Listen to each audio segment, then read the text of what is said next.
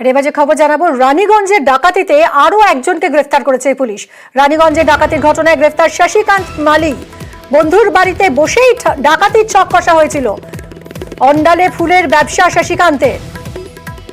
রানীগঞ্জের যে দুঃসাহসিক ডাকাতির ঘটনা, সেই ঘটনায় আরো একজনকে গ্রেফতার করলো পুলিশ।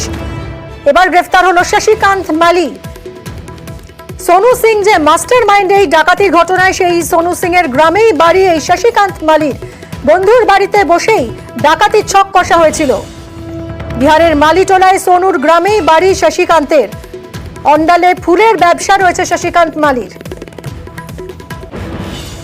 পূর্ব পরিচয় থেকে শশীকান্তের বাড়িতে আশ্রয় নেয় সোনু সিং এবং সন্দেহ এড়াতে সোনুকে আত্মীয় পরিচয় দেয় শশীকান্ত। শশীকান্তের বাড়িতে বসেই সোনার দোকানে ডাকাতির ছক কষা হয়েছিল।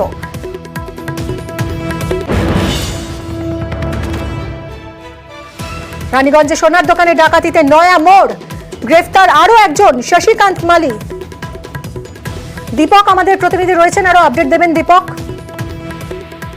দেখো, একেবারে শশীকান্ত মালিকে অন্ডালে দক্ষিণ খণ্ড থেকে গ্রেফতার করেছে আসানসোল দুর্গাপুর পুলিশ। এবং পুলিশ জানতে পেরেছে রানীগঞ্জের এই সোনার দোকানে ডাকাতির ঘটনায় পরোক্ষভাবে যুক্ত শশীকান্ত মালি। মূলত সোনু সিং যেই গ্রামে থাকে, বিহারের সিওয়ান জেলার রামগড়ের মালিটোলা গ্রামের বাসিন্দাই হচ্ছেন শশীকান্ত এবং সোনু সিং। ছোটবেলা থেকেই দুজনই বন্ধু। তারপর কর্মসূত্রে শশীকান্ত অন্ডালে চলে এলেও বন্ধুত্ব কিন্তু যায়নি। পরে সোনু সিং এই শশীকান্তের কাছে অন্ডালে আসে এবং অন্ডালে বসে তার বাড়িতেই এই ডাকাতির ছক কষে।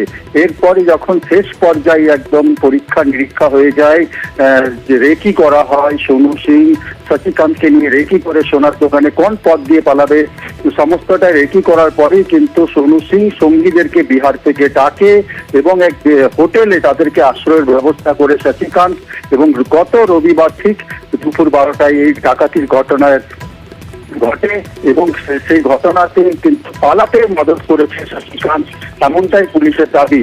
এখন পুলিশ আদালতে তোলার পর 12 দিন নিজেদের হেফাজতে পেয়েছে এবং হেফাজতে নিয়ে পুলিশ এখন তাকে জিজ্ঞাসাবাদ করে জানতে চাইছে কি যে বাকি সদস্যরা এই ডাকাত গ্যাংয়ের রয়েছে, তারা কোন দিকে ঢাকা দিয়ে রয়েছে, তারা কোন ওই জেলার কোন গ্রামের বাসিন্দা। কারণ হচ্ছে আসানসোল দুর্গাপুর পুলিশের একটি দল রয়েছে বিহারে, তাদের সঙ্গে যোগাযোগ করা হচ্ছে এবং শশীকান্ত এবং সোনু সিংকে আগামী সময় মুখোমুখি বসিয়ে পড়ে জেরা করবে আসানসোল দুর্গাপুর পুলিশ এবং ডাকাতির ঘটনায় কিনারা চাল করবে। অনেক ধন্যবাদ দীপক।